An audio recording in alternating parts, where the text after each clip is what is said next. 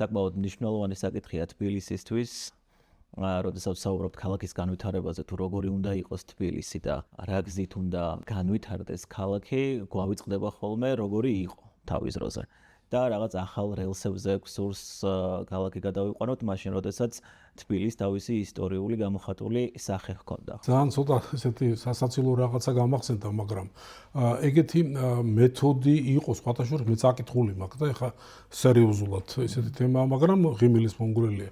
ჩვენ შემთხვევაში ფიდელ კასტრო იყო კუბის უცვლელი ლიდერი, წვერებიანი რაღაცა სამხედრო ფორმით იყო კიტელში ჩაცმული და რაღაცა ესე მგრძნებარე რაღაც სიტყვებს ამოდახულმე და ამერიკის სპეცსამსახურებს ჰქონდათ არ ვიცი რაღაცა ასობით ცდილობა რომ მაგის წინააღმდეგ და სულ საბჭოთა კავშირის დახმარებით ხერხი იყო ამ სპეცსამსახურების მომზადებული რომ ფეხსაცმელებში ჩაუყარეს რაღაცა ნივთიერება რომელიც თქვათ მე განში შედიოდა ორგანიზმში და იწვევდა წვერების დაცვენას. ანუ რა ხდებოდა რა რომ მიზანი იყო რომ აი ფიდელ კასტრო გამოსულიყო თქვათ აი მილიონიან რაღაცა მიტინგზე და რაღაცა და ქოსა უკოსო ფიდელ კასტრო აღარ იყო რა ანუ აი იმას უკარგავდნენ რა იმიჯს იგივე აზროვნება იგივე ისა მაგრამ აი უწვერო ქოსა ფიდელ კასტრო ნუ აღარ არის ფიდელ კასტრო ეხა ეგ რატო გამახსენდა რა აი კომუნისტებმა შეძლეს და თბილისი რაც იყო ის დაანგრიეს რატომაც დაარსდა თბილისი ეს იყო გზაგასაყარი სამხრეთიდან ჩრდილოეთზე აღმოსავლეთიდან დასავლეთზე და ზუსტად გზაჯვარედინი იყო თბილისი. ანუ თბილისში იყო ცხოველი ვაჭრობა, უამრავი მოგზაურები აქ ნაპოვნი არის, ყველა რაც იმ პერიოდში ფული იჭრებოდა, ყველა მონეტა არის. და ამის შედეგია სხვათა შორის აი ძალიან პატარა ტერიტორიაზე, შეიძლება 1 ჰექტარ ტერიტორიაზე 4-5 სარწმუნოების ტაძარი რო არის თქო შემთხვევით არ ხდება ესე არ იყო რომ მოდი ავაშოთ ყველა იყო თბილისში იკრიბებოდა უამრავი ხალხი ანუ თბილისის ფუნქცია ეგ იყო აი ამ ფუნქციის გარშემო აშენდა თბილისი და მე თქვათ აი 50-იან წლებში დაანგრიეს ეს ყველაფერი და თბილისი ასე თქვათ იმას გაპარსეს ის სახე რაც თბილისისთვის იყო ისა რა ქვია ავთენტური ის აღარ არის რა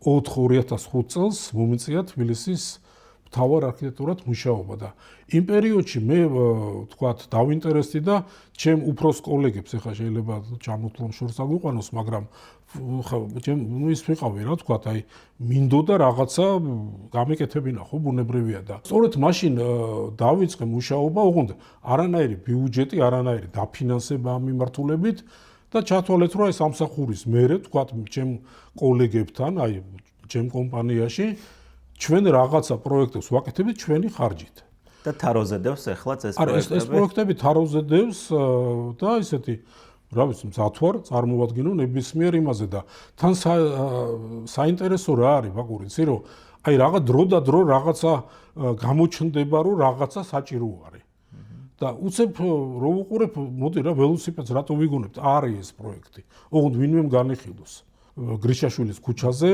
რაღაცა თბილისური ეზოდან მოსახლეობის გამოყვანა უნდათ რომ იქ აშენდეს ჰეიდარ ალიევის ცენტრი თუ რაღაცა და როგორ აიცით რომ მიზანი თქვა ჩვენი რა არის რომ იქ უნდა აშენდეს ჰეიდარ ალიევის ცენტრი თუ აი ამ ზონაში ამ უბანში და ჩემთვის ეგ აბსოლუტურად ბუნებრივია, იმიტომ რომ სხვათა შორის აზერბაიჯანის საელჩოც რო იქ განთავსდა, ეგეც იმიტომ რომ ხარფუხი არის, თქვათ, ძალიან ბევრი აზერბაიჯანელი მოქალაქე, საქართველოს მოქალაქე, მაგრამ ეროვნებით აზერბაიჯანელი ცხოვრობს იმ ხარფუხის ზონაში და უფრო მეტი კიდე აი მიმართულებით სოალუხში და თქვათ ფონეჭალაში. ანუ ის ესეთი სწორი გადაწყვეტილება იყო და იქ განთავსდა აზერბაიჯანის საელჩო.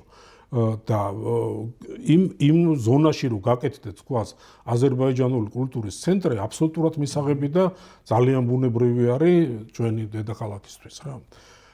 მაგრამ აი ჩვენ თუ გვინდა რომ გამოვყოთ და შეგვეძლოს რომ ავაშენოთ მაგალითად 2000 კვადრატული მეტრი, 5000 კვადრატული მეტრი, ხო? ხო შეიძლება ეს კითხვა დაისვას როგორ და პირდაპირ გეუბნებით აი გამზადებულ პროექტს, რომელიც ესკიზურ პროექტზე უფრო წინ წასულია, ხო გეუბნებით აი ამაზე მუშაობთ მე და ჩემი კოლეგები დაახლოებით 20-25 წლის წინ. აქ საუბარი არის თბილისში, სწორედ აი ამ უბანში, ხარფუხში დაბანო თუბანის აღდგენა იმისი, რაც იყო. ანუ ლაპარაკი არა რამე ახალი ავაშენოთ და იქ ეს არის ტერმინია, ხო, ბეტონის ჯუნგლები და რაც იყო, აი ეს აღვადგინოთ. ამაზე კარგ საქმეს ვერც მთავრობა ვერ გააკეთებს და ვერც კიდე ინვესტორი ეს აზერბაიჯანელი იქნება თუ სხვა, რომელსაც რაღაც გაკეთება უნდა. მე დარწმუნებული ვარ, რომ აზერბაიჯანელებს უნდათ რომ ისეთი კვალიდატოვონ თბილისში, რომ ყველა იმის მადლობელი იყოს. და არა რომ იქ ვიღაც ტელევიზიები აშუქებდა რომ იქ მოსახლეობასა დარწმუნებული ვარ მაგაში. რომ თუნდაც აზერბაიჯანის პრეზიდენტს უნდა ისეთი მამამისის სახელს რაც უკავშირდება, იყოს ისეთი რომ ყველა მათელი 1,5 მილიონი თბილისელი მადლობელი იქნება და 4 მილიონი ქართველი. დაახლოებით ეხლა რომ განმარტო რა ტერიტორიაზე საუბარი. ეს არის მეტეხის ხიდიდან უფრო სწორედ სიონის მოპირდაპირე ტერიტორიიდან ჩვენ რო გავყვეთ დაახლოებით ორთაჭალხესამდე. აი ამ ტყურის მარჯვენა სანაპირო ეს ზოლი სუნთლიანად ამის ფოტომასალა გვაქვს, ამის თან ეს დიდი ხნის წინ ეს დაახლოებით 70 წლის წინ დაანგრიეს. აქ იყო განთავსებული სიონიდან დაახლოებით მეტეხის ცოტა ჩაშორებამდე იყო ქარვასლები გაშენებული და შემდეგ აი ამ მთელი დაახლოებით ადგილი რო ავხსნა საიდანაც ლეხვთახევი ჩამოდის ტყვარს უერთდება იქ მეტეხის ტაძრის პირდაპირ ჩანს არკა სადაც პირდაპირ მდინარე გამოდის ეგ პირდაპირ ყველა შეუძლია ნახოს და იქიდან მოდიოდა გოგირდოვანი წყლები. ანუ ბუნებრივად იქ არაფერი არ ხარობდა, ეხლა თქვათ რომ იქ საუბარია რომ იქ წანის ბრძოლა იყო და რაღაც ტყუილია, მან არ ყოფილა. იმიტომ რომ ეგ იყო ასე თქვათ ლაფი. მე-19 საუკუნეში მან დაიწყო მასობრივად ტყავის წარმოების, ტყავის ქარხნების შენებლობა. და როგორც ჩანს ეს გოგირდოვანი წყლები, ნუ კარგი იყო თქვათ აი ტყავის გამოყვანაში, ნუ რაღაცა მინერალებით ის იყო. დიდარი წყლები და აქ იყო ტყავის ქარხნები, ესე იგი ჩამწკრეებული დაახლოებით აი ბალნეოლოგიური კურორტიდან დაახლოებით ორთაჭალხეზამდე აი ამ მთელ გაყოლებაზე ჩამწკრეებული იყო შენობები, სადაც იყო ტყავის ქარხნები. და აქეთ ესე იგი ამის უკანა მხარე იყო, ნუ ჩვეულებრივი გზა. ეხა ჩვენი ხა როგორ არის, აქ საუბარი არის იმაზე, რომ ეს არის ჩვენი ნაფიქრი, ცხადია ვიღაცა შეიძლება მოეწონოს, ვიღაცა არ მოეწონოს, მაგრამ ჩვენ მზად ვართ, რომ ვისაუბროთ რა ამ თემაზე, იმიტომ რომ ეს ჩემი ხა მე რო ვთქვათ, ჩემი სახლი მე გავაკეთე როგორც მინდა, ჩემი არ არის, ეს არის 4 მილიონი ქართველის და 1,5 მილიონი თბილისელის, ხო? ამ თემაზე უნდა ვისაუბროთ, ვიკამათოთ, ამოვიღოთ მასალები, მაგრამ მე თავისუფლებას მივცემ რომ თქვა ну, ნებისმიერ თქვათ, ну შეიძლება ერთი ორი კაცია, ვინც ამაზე ჩემზე მეტი ინფორმაცია აქვს, მაგრამ ну ძალიან ბევრი დრო დავკარგი ამაზე. დაწყებული იქიდან რომ თქვათ, ორთაჭალხესი გავუშვით, ჩვენ რაღაცა ის გადავიხადეთ მაშინ, ეს დაახლოებით 2006-7-ში და თლიანად აი იმ ქარვასლების საძირკველების ანაზომები გვაქვს და ფოტომასალა გვაქვს, ეს ყველაფერი არსებობს. ფაილები, ესე იგი ციფრულად ყველაფერი ესა გვაქვს დაარქივებული. და აი ეს უფრო მეც გეტყვით, ეს იყო მოსკოვში სამხედრო მუზეუმში იყო ამის ანაზომები, რომელიც მივაგენით, ეს ხდება 2005-ში ალბათ 2006-ში. და ის ზომები იქ იყო არა მეტრებში, არამედ არშინებში. ხო, და ის უნდა გენახათ აი მარშინების მეტრებში გადაყვანა და ნუ მოკლედ ეგ სამუშაო გავაკეთეთ. უფრო მეც გეტყვით, მე გავაკეთეთ ანიმაცია ამაზე, რომელიც ну ხა ვინც თქვა აი ამ სფეროში ერკვევა, აი რო წარმოადგენთ ამ ანიმაციას, აი 25 წლის წინ არის გაკეთებული. აი რა რესურსი და რა დრო დაგვჭირდა ეს ყველაფერი ჩანს.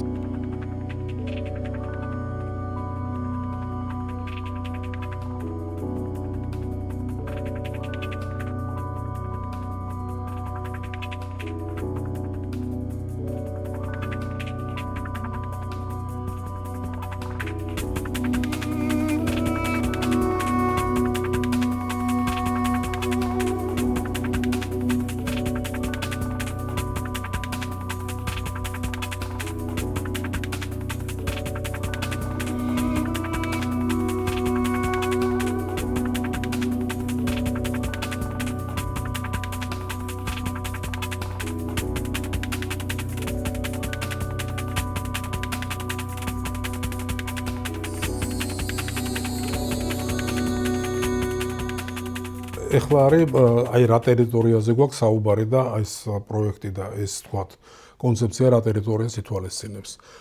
ეს არის სიონის ტაძარი, აი ამ ზონაზე ეს არის მეტეხის ხიდი და აი ეს მთლიანად აი ეს სანაპირო მოვდივართ, აქ არის ეგრეთ წოდებული აი ამ ზონაში იყო მლაცაკანოვის ხიდი, ეგრეთ წოდებული და ეს არის ურთაჭალ-ჰესი.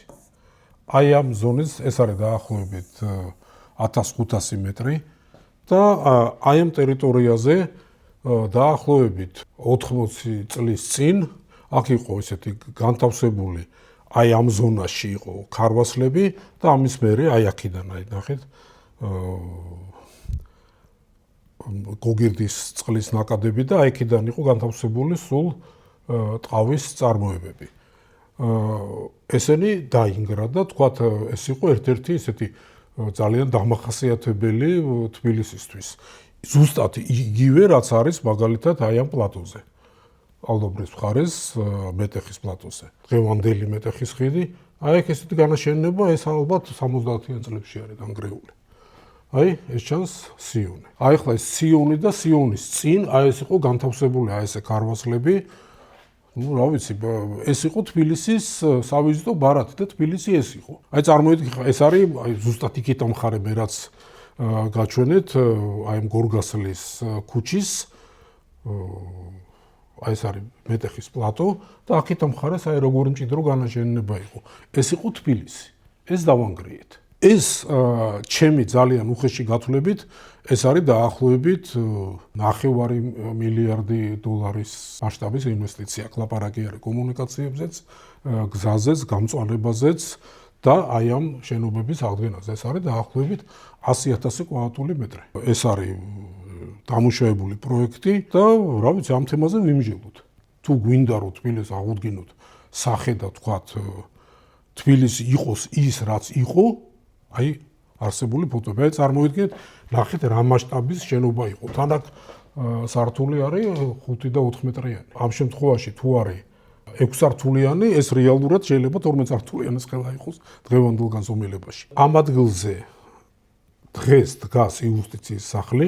იუსტიციის სახლი თუ არ ვწდები აშენდა 2007-2010 წლებში, მაგ პერიოდში თუ არ ვწდები, ანუ დაახლოებით 15-20 წლის წინ არის ეს შენობა დანგრეული. ეს შენობა იყო. ეს არის სიონის ტაძარი, აი ნახეთ ქარვასლები მთლიანად მოდის, აქ არის მეტეხის ხიდი გადადის, აქეთ არის მეტეხი და ეს არის რიყე. ეს არის ის ტერიტორია, რომელზეც უნდა იყოს კონკურსი გამოცხადებული და უნდა იყოს საზოგადოებრივი განხილვები ამაზე. აი ჩემი პოზიცია როგორც არქიტექტორის, რომელიც რა ვიცი 50 წელია ამ სფეროში მუშაობ, მე მგონია რომ უნდა აღოდგინოთ რიყე. ეგრე მგონია, თუ თბილისის ავთენტურობაზე ვსაუბრობთ, თბილისი ქალაქი აშენდა აბანოთუბრიდან დაიწყო და მტკვრის ნაპირზე და ორივე უგულებელ ყოფილი გვაქვს. ბალნეოლოგია და თბილი წყლები და სახელი საიდან მოდის ეგ არის გამქრალი და თბილისის თქვათ აი მტკვრის თემა სამხრეთ ქალაქში, მილიონაყვრიან ქალაქში ზურგით ვდგევართ მდინარესთან. ეხლა ეს არის ჩვენი დამუშავებული მოსაზრება პროექტი. აი აქ არის მეტეხის ხიდი და აქედან დაწყებული არის აი ეს განაშენიანება. ეს არის სუმთლიანად ფეხმავალი და პარკი. აი აქედან დაწყებულია მოედნიდან, აი ეს მლაცაკანოვის ხიდი, აქ არის რესტორანი კრწანისი, ვისაც ახსოვს და ეს გზა შემოდის აი ნუ იხურება. და მთლიანად აი ეს განაშენიანება მაქსიმალურად მიახლოებული თქვათ ძველ როგორი შენობებიც იყო ნიშნულით, ეხა ის შენობები უფრო დაბლა იყო, იმიტომ რომ კალაპოტი არ ქონდა მაშინ მტკვარს, მაგრამ ძალიან მარტივადაა შეაძლებელი რომ იგივე მასალით, იგივე მასშტაბით, იგივე ქსოვილი აღოდგინოთ და მივიღოთ თქვათ ეს ისა. ეს იყოს ფეხმავალი პარკი, არანაირი განაშენება და ეს შენობები, აი ეს არის ხარფუხი, რომელიც აი ეს ბალნეოლოგიური კურორტი და უკან არის გრიშაშვილის ქუჩა და ეს ხარფუხი. ამას ხალხი თვითონ მიხედავს. აქ კაპიტალიზაცია ესეთი მოხდება, რომ იქ გაჩნდება კაფეები, პატარა სასტუმროები, საოჯახო ისინი და თავს მიხედავს ეს ხალხი რა. საერთო ჯამში ძალიან ესეთი უხეში დათვლებით თავის მიწისქვეშა სადგომებით და ყველაფერი დაახლოებით თავისუფლად შეგვიძლია მივიღოთ 80-100,000 კვადრატული მეტრი. ჩვენ აქ თუ ვიანგარიშებთ აი ამ დანიშნულების ობიექტს და აი ამ დანიშნულების შენობას რა საბაზრო ღირებულება ექნება, არწმუნებთ რომ მომგებიანი პროექტია და აი ჩვენ მზად ვართ რომ აი მაშინ თან ძალიან ხო გინდ 25 წელი მინიმუმ ამ თემაზე ნამუშევარი გვაქვს. ამის აბსოლუტური ყველანაირი ზომები და ყველა ფოტოები და ანაზომები არსებობს. ხშირ შემთხვევაში ამის პროექტებიც არსებობს. ანუ მაშინ გაკეთებული. კი. აი ამის აღდგენა ძალიან თავისუფლად შეიძლება და ამ შემთხვევაში ჩვენ თქვათ აზერბაიჯანულ მხარეს რომ შევთავაზოთ რომ აი რომელიმე შენობა აღადგინოს და აქ გააკეთოს ჰეიდარ ალიევის ცენტრი, იმათთვისაც საუკეთესო ადგილი არის. დედაქალაქის მაცხოვრებელიც ბედნიერი იქნება, სტუმარიც ბედნიერი იქნება, საქართველოს ყველა მოქალაქეც და ყველა მხარე ბედნიერი იქნება. ეხლა გავაკეთეთ ის, რომ აქ ხალხი ილანძღება, ის არის რა ქვია, რაღაცა რატო ისი გულის. თორსა შეგვიძლია თან კარგი საქმე გავაკეთოთ. ეხლა თუ ამაზე შეიძლება კი გამოჩნდებია, რომ მოდი ძველი სახე არ დაუბრუნოთ თბილისს, მაგრამ მე მგონია უნდა დაუბრუნოთ. ანუ აი ეს გზა გადის, აი რუსთავის მიმართულებით ესე მიდის ერთი მხარე და აქეთა მხარე, სადაც აი შენობები არის, ის აი აქედან გამოდის, აი თბილისის მშენებლობა და განვითარება დაიწყო აი ამ ზონიდან და მოვაჭერით თავი თბილისს, დავანგრიეთ. გონია რომ უნდა აღვდგინოთ, მით უმეტეს აი საძირკველებიც ჩანს წყალში და მაგის ფოტოებიც გვაქვს და მაგის ანაზომებიც გვაქვს. და აი უამრავი ფოტო მასალა, 1000-ობით ფოტო გვაქვს ამის. მართლა საოცარი და ძალიან კარგია. პონტე ვეკიო ფლორენციაში, მაგრამ მე მგონია ეს უფრო კარგი იყო და უფრო მაგარი არის რა. ჩვენ დავანგრიეთ, აი ეს დავანგრიეთ. ეხლა ესენი არის რა არსებული შენობები, რომელიც აი ფოტომასალები არის, ის ასე ვთქვათ გავაცოცხლეთ. აი ნახეთ რა მასშტაბის განაშენიანება იყო აქ. ეს დავანგრიეთ რა. საუბარი არის ამის აღდგენაზე. მილება ეს ყარში ესე პირდაპირ მოდიოდა, ეს წარმოიდგინეთ რამხელა განაშენიანება ეს. ეხლა ეს ეგეთი მასალით აგურით თქვათ, ესეთი იმ ავთენტური მასალით, რაც თქვათ აი იმ პერიოდში შენდებოდა, ეს რო აღვადგინოთ და იქ ყველაზე მიმზიდველი სასტუმრო, ყველაზე მიმზიდველი გამოფენა, ყველაზე მიმზიდველი თქვათ რაღაცა ესეთი ცენტრი, თუნდაც ჰეიდარ ალიევის ან ნებისმიერი მოღვაწის თქვათ რაღაც სახელობის ყველაზე კარგი ადგილი ეს არის თბილისისთვის.